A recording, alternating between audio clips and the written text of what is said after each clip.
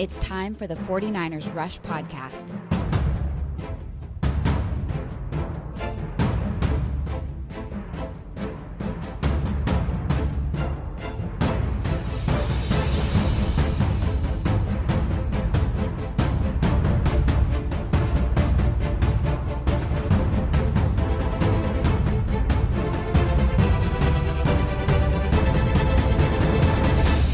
And here's your host, John Chapman.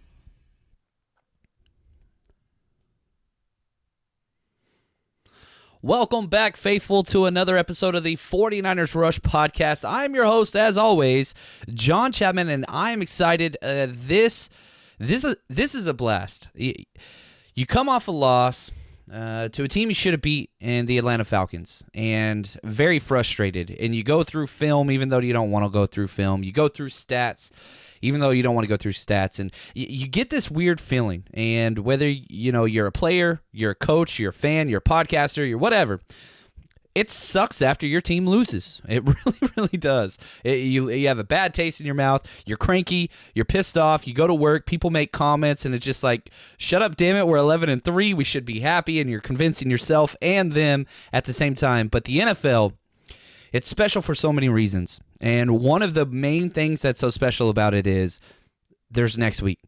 And as you build through this gauntlet of a season, for lack of a better term, there's so many ups and downs. There's no team that's undefeated. There's not one. The Ravens got the best record, and that's because of a field goal at the last second of the game against us. That's all that differentiates us between the best record in the NFL. And you do all of this, and you go through all of those ups and downs just so that you can have the opportunity to continue playing. And the 49ers have secured that. Okay, they're in the playoffs. First time in several years, they're in the playoffs, and this is huge. This is great. A lot to look forward to. Now what we're playing for this weekend, next week, we're playing for our division championship. This is, it's not necessarily March Madness or anything like that, but guess what? We're playing out on the field who is going to win the NFC West and be the number one seed.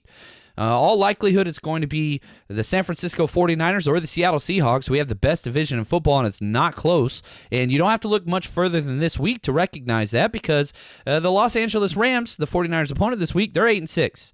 And if they were in the AFC, they'd be a wild card team already. If they were in the NFC East, they'd be leading their division. So you put them in the NFC West, the toughest division in all of football. They're in third place and struggling. They have to win out just to get into the playoffs, and it's probably not going to happen. Don't think that it is, but hey, that's why we play the game. And with a win this week, the 49ers set up the opportunity to go forward and to claim their spot. You want to be the number one seed. You want everything to travel through your team. You have that opportunity. You just got to beat two teams. If you're the best, you go out and you beat the best. Now, the Rams aren't the best, but they're pretty damn good. And the Seattle Seahawks, I think that's going to be the best matchup. And you're going on the road. You're going on the road Week 17 in Seattle so that you don't have to go on the road for the divisional round, so that you don't have to go on the road for the wild card round, so that if you do make it to the NFC Championship, you are hosting the game. A lot of opportunities that are here, and we're going to be breaking down lots of things, guys.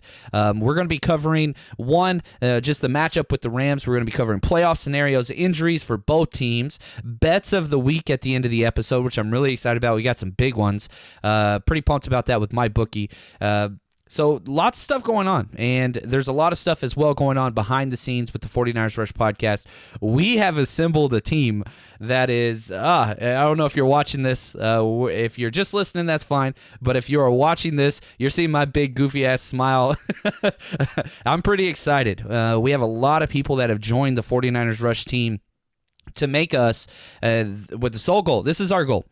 We want to be the go-to coverage for 49ers wherever you are, whether that's social media, whether that's through written articles, NinersRush.com. We've assembled about 8 different writers that are putting some great stuff together. We've got a Facebook page, 49ers Rush Podcast. That's over there. Camilla's helping us out with that. We've got an Instagram, 49ers Rush. We're on Twitch. We're on LinkedIn. We're on Twitter. You can follow me at JL_Chapman. YouTube. I mean, we're everywhere. and we're not stopping. We are expanding, and thanks to all of the volume that we continue to receive, sponsors are reaching out. More money's coming into the system, and we're funneling all that back out through whatever we can to try to make this the best podcast for the 49ers out there. That's our goal. So I just want to say thank you, and one of the ways you can help us is just by hitting that like button. Wherever it is you are listening, if you are listening through Apple Podcasts or Spotify or wherever, please rate and review the show. That helps us out tremendously as well. Now, real quick, let's go through just a couple playoff scenarios that we have for the 49ers, because right now there's two things that are for sure. The 49ers are in the playoffs, and they cannot be the number 4 or the number 6 seed. So no matter what happens, the 49ers can be 1, 2, 3, or 5. Currently, we are the 5th spot in the playoffs out of the 6 seeds for the NFC, because if it does end right now, the 49ers would be traveling to Dallas in the wild card round, and as the 5 seed, then they would have to travel to the divisional round, and as the 5 seed, unless the 6 seed won out, you would have to travel to in the NFC Championship game as well. So what you're playing for is you don't want 3 road games in the playoffs, and if you throw that Seattle Seahawks game week 17 in there, that's really 4 straight games. 4 straight road games to get into the Super Bowl, which is tough. Not saying 49ers can't do it, but you don't want to make your road harder. So here's the deal. Win out. This is the simplest one that there is, playoff scenario. The 49ers win the next 2 games. They beat the Rams. Then they travel to Seattle, and they beat the Seattle Seahawks in Seattle. You're the number 1 seed. Period. That's all there is to it. Now, here's where it gets complicated, because you can lose to the Rams this week, beat Seattle, and still be the 1 seed. However, you're going to need some help from the Seattle Seahawks losing this week as well. The good news is the 49ers play on Saturday. And the primetime game, everybody's going to be watching on NFL Network. Now, if you don't have NFL Network, got a couple hacks for you to make sure that you get the game. Number 1, got to join us on Hot Mic. Download the Hot Mic app. Use the invite code RUSHESF, RUSH ESF. It'll be me broadcasting the entire damn game and play-by-play, all that kind of stuff. We got you covered, and it's going to be a 49er-centric podcast to make sure everything that you want to know, and it's got a chat feature. So if you have questions, we'll get to those during commercial breaks and make sure you guys are completely informed. So that's the best way to do it. Number 2, if you don't have NFL Network, download the Yahoo app. You can watch it on there as well, and you can have both apps open, and you could play the Hot Mic app and watch that on the Yahoo app and all that stuff. You've got that available for you. So strongly recommend you do those things. So we play Saturday, they play Sunday. Let's say we lose to the Rams, which we don't want to happen, but that's okay. Let's just say it happens. The Seattle Seahawks lose as well. Okay, we come back and win. Now, the possibility is for the 1st, 2nd, or 3rd seed. If that happens, we would be the NFC champions, NFC West champions. However, while we do own the tiebreaker versus the Saints and versus Green Bay, if they have a better record for us, we would fall. So, again, the options for the playoff seed for the 49ers currently, you could be the 1st seed, 2nd seed, 3rd seed, or 5th seed. But the most likely is the 1st or the 5th. So if we win, let's say we beat the Rams and we lose the Seahawks, we're a 5 seed, period. That's all there is to it. Even if the Seattle Seahawks lose this week, but they beat the 49ers next week, they would own the tiebreaker 2-0 head-to-head matchup. They would be the NFC West championships, and the rankings would reflect pretty much exactly where we're at now. The main difference was it would probably push Seattle out of that 1 seed down to the 3 seed because they lost to the Saints, and then it gets into a whole bunch of different things, which I haven't really looked in because I don't care about Seattle.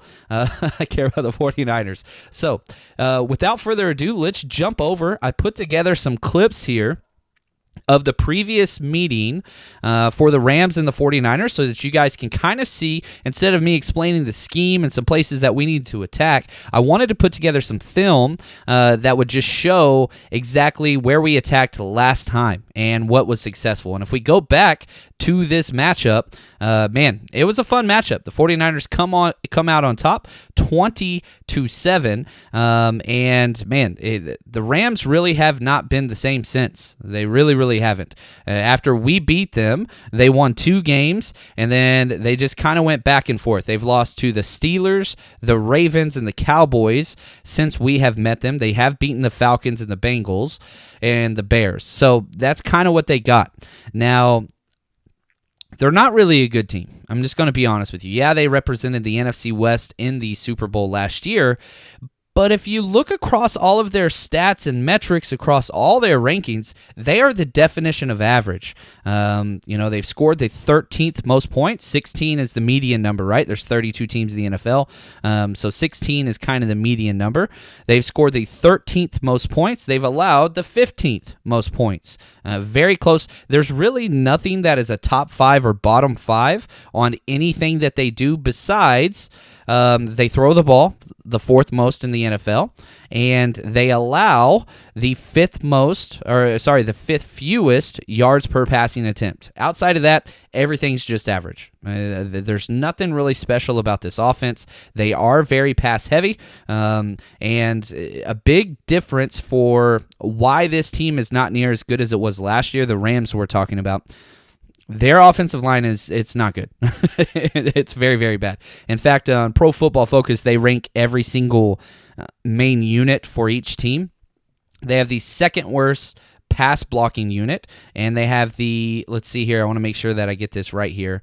The 8th worst grade whenever it comes to run blocking. So they're not a very good pass blocking team. They're not a very good run blocking team.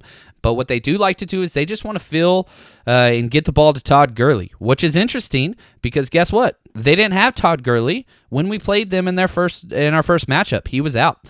So that's going to be one of the main difference makers between this game. We won 20-7, and that was a handled victory. It wasn't close. I took the whole Chapman clan out there for that, and we had a blast at the game, but it was not a close game whatsoever. The Rams fans were bailing in the 3rd quarter because the game just wasn't that close. Now, we did have D Ford, and he had a sack and a half. He was a key player in that victory. So they're getting Gurley back. We are missing D Ford. There are some other injuries as well. Their kicker, we're not the only team with kicker injuries, guys. Greg Zuerlein, Greg the Leg as he is called, he's questionable. They have had a couple kickers in for tryouts. Not signed anybody yet, though. So he did not practice recently. I'm not sure if he's going to play. And now they're going to have to get that transaction in relatively soon. But as of now, it does seem like Greg Zuerlein's going to be kicking. Troy Hill, the starting cornerback opposite of Jalen Ramsey, he is questionable he just had thumb surgery. So his hand's going to be casted over, best case scenario. He hasn't practiced. He's questionable now, but there's a great chance he's going to be out. And you can make the argument Troy Hill has played much better than Jalen Ramsey since he's been traded. Ramsey really hasn't done much. He really hasn't. He's not the same player that we kind of thought he was. He struggled mightily, I'll say that. He's very, very talented, and you've got to be able to say, yeah, he's great, but it's nowhere near what we thought he used to be. Because, if you look at what he's allowed, what she's probably going to be shadowing Emmanuel Sanders, I really do think that's where he's going to be, but he hasn't really done much. He hasn't had here's the deal. He's allowed a 74% catch rate since he's gone over there, 0 interceptions, 3 pass breakups, and he's allowed a 102.6 quarterback rating when targeting him. So is that somebody you want to throw away from? Perhaps, especially if Troy Hill's out. Now, the 49ers have shown, no matter who they're playing against, they don't scheme away from players. In fact, you could say this is a major negative for the 49ers because they will allow one player to wreck shop against their team, whether that's on the offense or defensive side. And we saw examples of both last week versus the Falcons. Grady Jarrett destroyed the 49ers interior line. And Julio Jones destroyed everything in the backside. So you've got that, and this team has some special players. Definitely talking about Jalen Ramsey. But the number 2 rated player, according to Pro Football Focus, is Aaron Donald. He is number 2, only behind Greg Kittle, the best player in the NFL. I truly do believe that. And so, Aaron Donald, we were able to kind of, he's going to get his. The interior of our offensive line is not the strength. It is solid, but it's not the strength strength. Kyle Shanahan does not value guard play really at all. And so Aaron Donald's going to get his. But this team can be moved on relatively easily.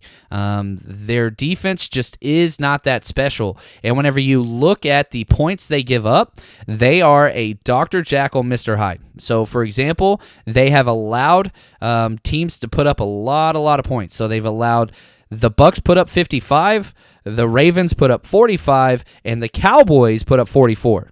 Now, they have held 3 separate teams to under 10 points. The Saints, they held to 9, the Bears to 7, and the Cardinals to 7. So it's one of those things, either they're on or they're off. And so which type of team is it that we are going to see? I think that the 49ers can kind of dictate their coverage, and I think that they can kind of dictate what they want to do with the ball. So real quick, before we jump to more, I want to just take a second, go through some of these questions. Let's see what we got here. Niner by Nature, welcome, brother. Do you think Tart is sitting out for precaution? I don't think so much precaution. I know those ribs are... I've had fractured ribs before. It hurts when you breathe. It hurts when you swallow, hurts when you cough. It hurts when somebody hits your chair. It just hurts. Now, you can do everything. It just hurts. And so it's a cartilage issue. He's got cracked ribs. You just got to wait. That's a time thing. Now, with the way Tart plays and the way he tackles, because he runs in and he lowers his head, he is not a form-fitting tackler at all. He is a secondary guy that likes to dive shoulder first. You got to have that thing healed. Now, the good news is Marcel Harris, if you go back and you watch that past game film, which if you want to head over to, I do want to say thanks, lots of new people signing up over on the Patreon page. Just go to patreon.com and then type in 49ers Rush Podcast. You can join us there and watch all of the game film from the entire season almost. I think we started that in week 6. But if you want to go back and watch the defensive game tape, which is over an hour long with commentary over there, Marcel Harris played great. He played very, very well last week.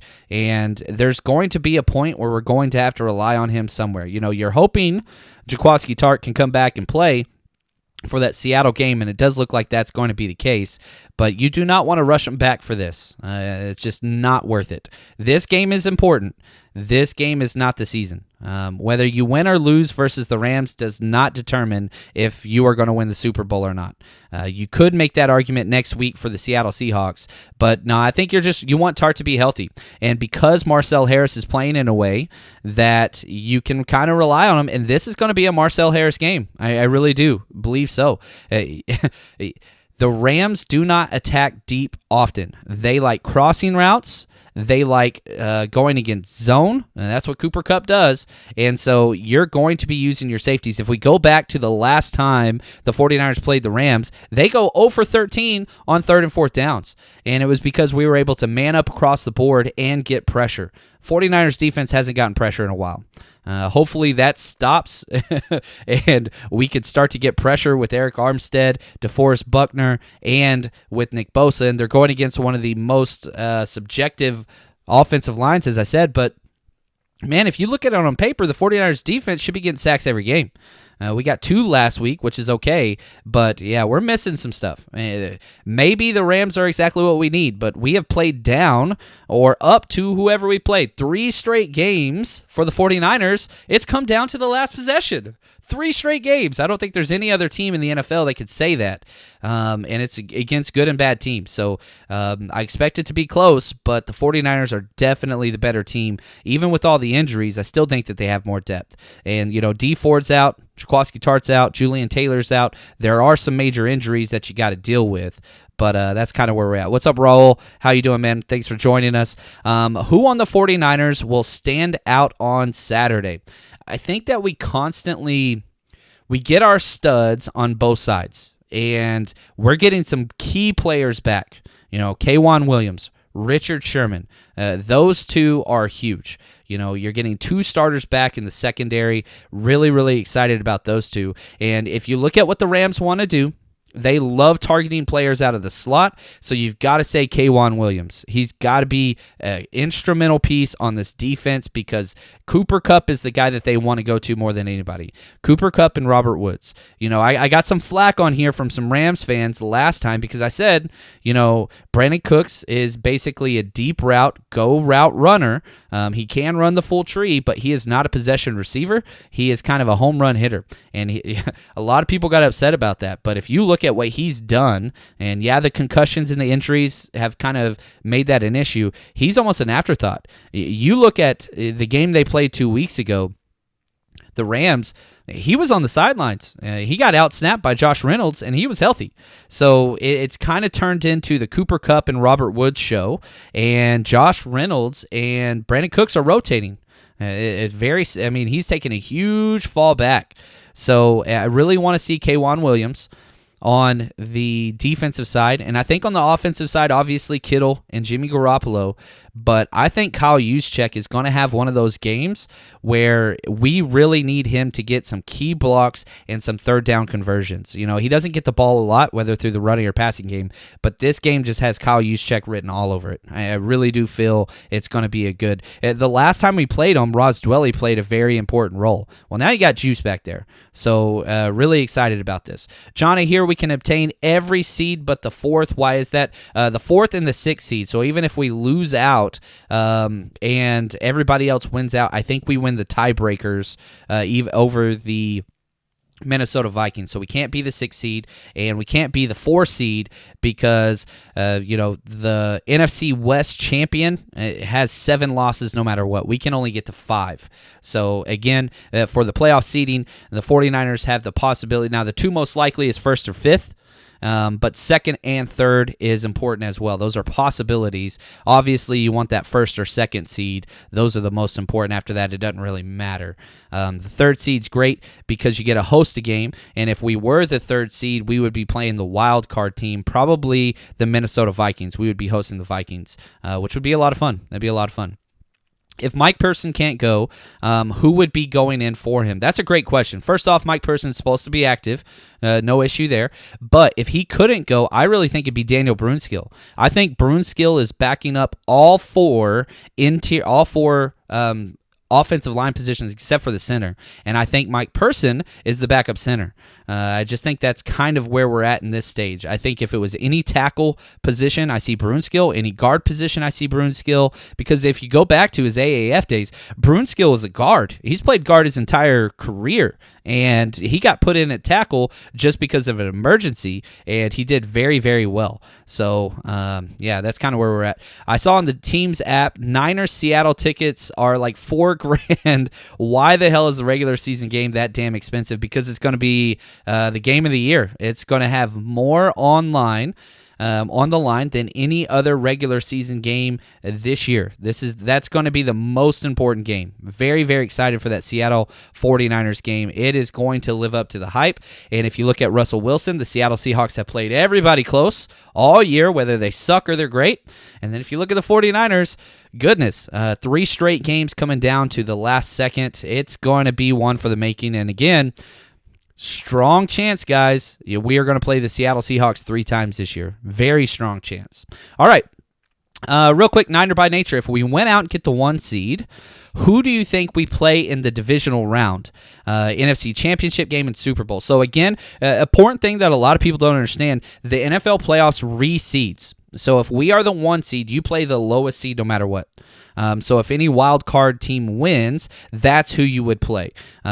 So you're looking at the Minnesota Vikings, the Seattle Seahawks, or the Dallas Cowboys. Those are the only 3 teams, if we were the 1 seed, who we would be playing. And again, just like I said, probably going to be the Seattle Seahawks. That's probably who it's going to be. So you would be playing the Seahawks week 17. You get a bye week, and then you play the Seahawks again. So if Seattle is the 1 seed or we are the 1 seed, I guarantee you we're going to be playing again. I really do believe that's going to be the case. Now, you get to the NFC Championship, that's where things get cloudy.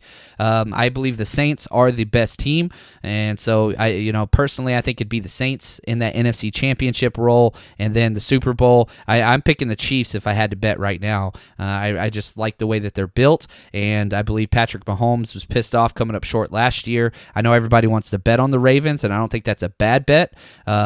They are probably the healthiest team in the NFL, them and the Packers. But I really do think, it's what it is. But yeah, those tickets are pricey, and it's going to be interesting. Here's a great question: what is the best way to attack Seahawk troll fans? I think it's just to be honest and to be the faithful. We are the faithful because we have been here through everything. It's rough to find a Seattle Seahawks fan that was a fan 8 years ago. I don't think they existed. And that's okay. Let them do their thing, and whenever they want to troll because they don't have podcasts like this. They want to troll because they don't have websites that they can go and have discussions on. They don't have Facebook groups that they can actually have conversations on. They are the definition of Bush League or JV. They're just shallow, and it's because they don't have the history. Now, maybe they could get to that point, but we'll see. And you just pointed to the scoreboard, man. They've got one Super Bowl win. How many do we got? There you go. Here we go. Is Sherman the only starter playing this Saturday from the ones where... No, K'Wan Williams is back as well, Orlando, so that is huge. Technically, can Moore and DJ Jones return from the postseason from IR? Yes, they can, but you can only have one. We've already activated Contavious Street, so you can only activate 2 players throughout a season. So there's one other spot that could be activated. Again, Jason Verrett and Quan Alexander, who's made a lot of news lately. Those seem to be the 2 options. But my guess is Quan or nobody. I really don't think we'll have to see there. But with DJ Jones, it's going to be he might be activated for the Super Bowl only. I think that's about the best that he could do. And even then, I don't think the timetable works for him. Moore, don't think it's going to work for him either with his injury. So I think it's going to be Quan or nobody. Really, really do. A couple more questions before we jump into some predictions and some other stuff there. Who do you think will get pressure on Jared Goff the most? Man, we look back at the game last week. DeForest Buckner was in the backfield like crazy. So was Eric Armstead. So was Bosa. They're just not closing out. And the main reason why they're not closing out is because the quarterbacks are just getting rid of the damn ball so quick. So I really think DeForest Buckner's going to have a game. We had a lot of success last time we played against them on the edges, and I think Nick Bosa, now that we're moving him around, he's not going against their stud left tackle Whitworth every single play like he did the first meeting. The first meeting, Bosa was exclusively on the defensive right side, so now you're going to be moving Bosa around to the exact spot that D Ford was having a lot of success, and that's against their right tackle, not their left tackle. So really, really excited for that. And, DeForest Buckner, he's struggled this year. And whenever I say that, I hold DeForest Buckner before this season as a top 3 interior defensive lineman. Top 3, not 3 tech, top 3 interior. He has not played to that. Now, is he a top 10 interior defensive lineman? Yes, he is. But if you want to get on that stage, and I know it's important to him, and yeah, he didn't get the Pro Bowl again. He hasn't made the Pro Bowl yet in his career. You've got to show up on a big stage, and he's consistently good, but he's got to get to that great category, and it's a huge contract issue coming up with everybody. Before this season, everybody would have thought for sure we've got to extend DeForest Buckner and Kittle. Well, Kittle's lived up. Kittle's exceeded that, and he's going to be signed to the largest contract ever for a tight end, and it's not going to be close. DeForest Buckner, I don't know. Do I want to keep DeForest? Hell yes, I do. Do we extend him? I hope so. But he's still got that 5th year. So you're kind of pushing the pause button on DeForest Buckner because you don't have to pay him. Yeah, we're going to pick up the 5th year option, and he's going to be paid a lot of money for that next year. But I don't think that he's played the way where you have to lock him up long term. Maybe you can get a little bit of a discount, but I think instead the priority has moved to Eric Armstead. Eric Armstead has made himself way more valuable than DeForest Buckner has. And I'm not trying to say it's one or the other, but there's only so much money. And we'll spend a lot of time in the offseason, but DeForest Buckner's got to show something on one of these big games. We've got a lot of big games left, but it's time. It's Saturday night. You're going to have prime time. Everybody's watching. Go make a damn play. Go make several plays, and let's see the freaking Defo shovel. I miss that. It's been a while. I love draft questions, even though I want to focus on the Rams, but I get excited. If we trade down in the first round, what picks do you think that we can get, and who can we get? So first off, let's just focus on this. The 49ers don't have a pick in the second, third, or fourth round. So it's first, then several fifths, and sixth.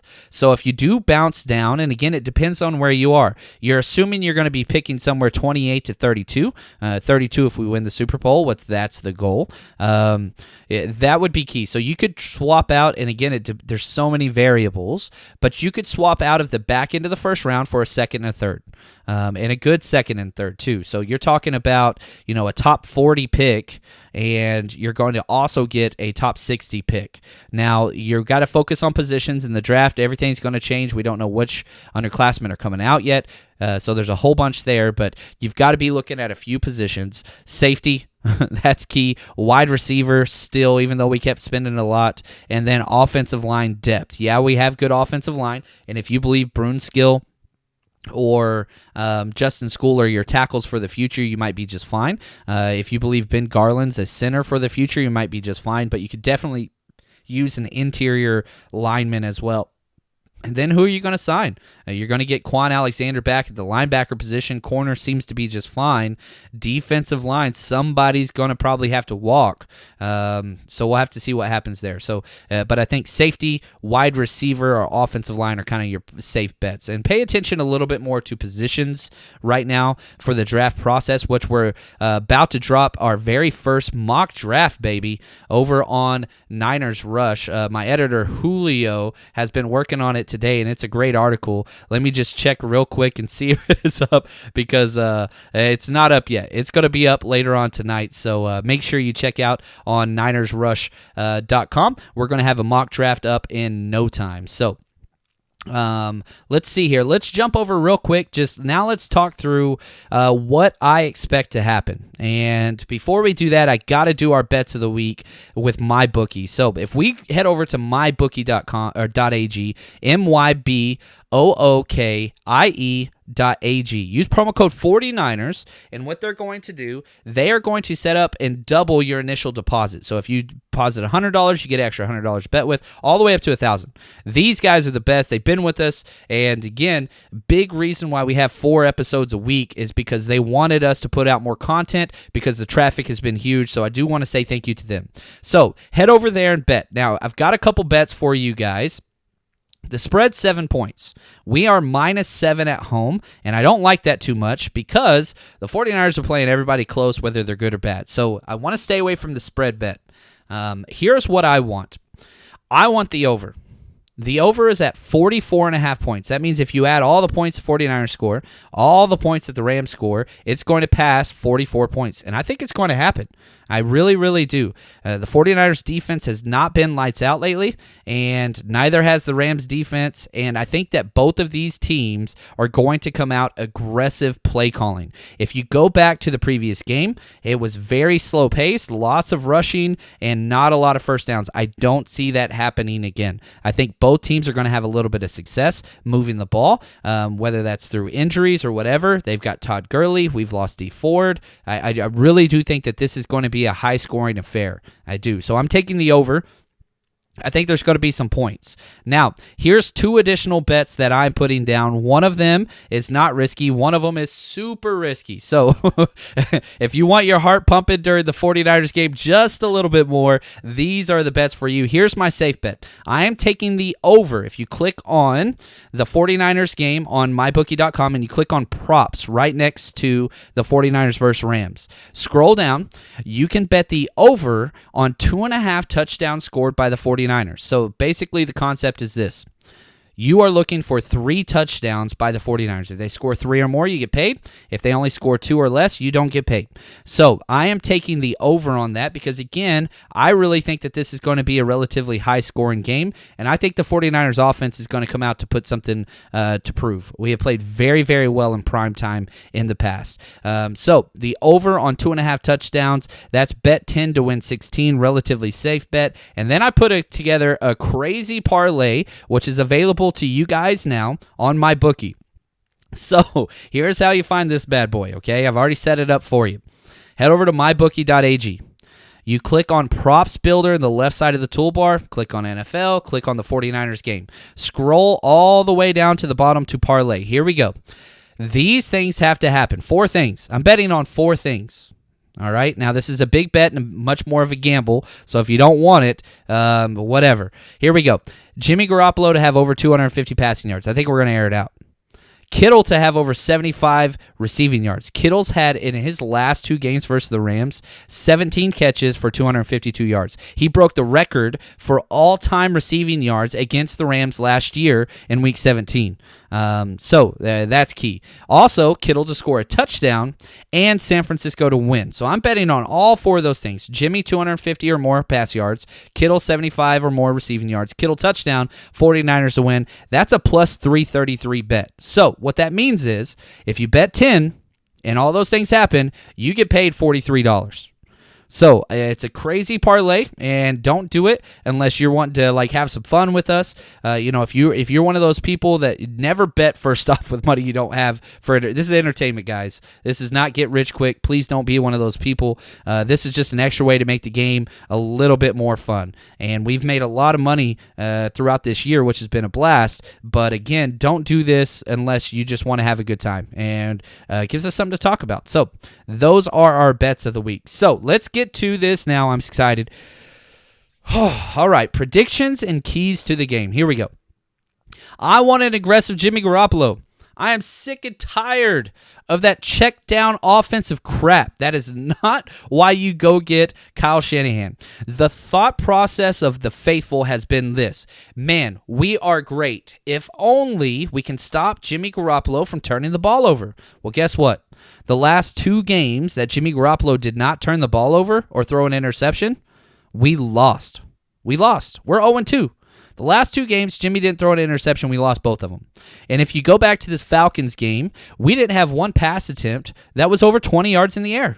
Everything was checked down. Everything was medium passing game to behind the line of scrimmage, and that's BS. That's not what Kyle Shanahan wanted. That's not what he was uncomfortable in the pocket from the start. So what you got to do, you got to turn Jimmy loose. Go. And if that means we're going to have an interception or something like that, I don't care. That's our defense isn't playing to the level where we were the first 8 weeks of the season. Again, no team passed 20 points on us the first 8 weeks of the season, and only 2 haven't done so in the last, 7 games. So the defense isn't lights out anymore because teams have found the way to move the ball on us, and that's just quick passing. So they're taking away our pass rush just by getting rid of the ball quick. So what we have to do to counterbalance that, we got to attack. And Jimmy Garoppolo has proven over and over again that he can move the ball and put up points. We are the highest scoring team in the NFC, and I think we need to act like that. I really, really do. So I am saying we need to get the ball out and we need to go deep. I want at least 3. I wanted to say 4, but Kyle Shanahan doesn't do it that often. But I want at least 3 20-plus yard passes in the air. I want to go deep. I want to try to hit some deep passes. I really do. Kittle's going to continue to be amazing, as I said. 17 catches for 252 yards his last 2 games versus the Rams. I think he picks up right where he left off. He's coming off of a 13-catch, 130-yard game, and they don't have the linebackers to cover him. Now, they do have some safeties, but I think you can manipulate the coverage, as I said earlier, and get Kittle on some max protection, one-on-one with safeties, and I'll take Kittle any day on those.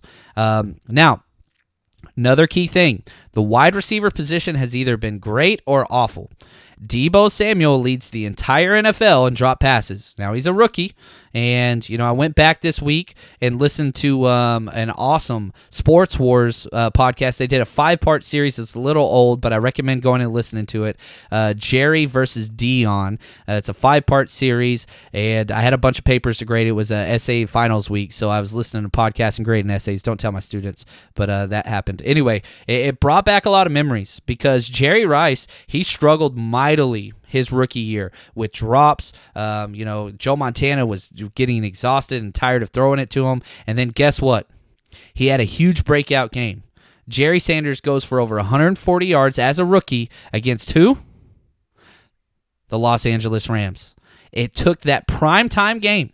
I think it was a Monday night. It was a Monday night game, prime time against the Rams, and Jerry Rice just went nuts. I think it's Debo time. And I think it's Debo time for a lot of reasons. One, I expect Jalen Ramsey to shadow Emmanuel Sanders, who's coming off his worst game probably in the last 3 years of his career. Emmanuel Sanders had a terrible game. But Debo has been electric. He just drops the ball too much. I think this could be a huge Debo game. I really, really do. The only thing that could take that away is if Jalen Ramsey decide to shadow Debo instead of Emmanuel. Emmanuel Sanders wasn't on the team last time. Jalen Ramsey wasn't on the team last time.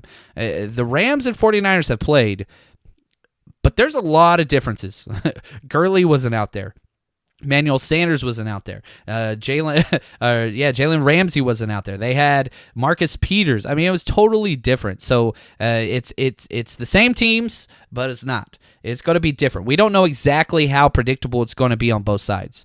Also, this is the last time the game came down to 3rd and 4th down stops. They went 0 for 13 on 3rd and 4th down stops. Obviously, that's not going to happen again. I think that was a historic number, one of the best in NFL history. So you want to keep them below that 30% kind of tier. That's key. So you cannot allow them to start getting first downs, because what the Rams do on offense, once they get a first down, they run down and they just give the ball to Gurley and kind of go into that NASCAR package where they're just going quick.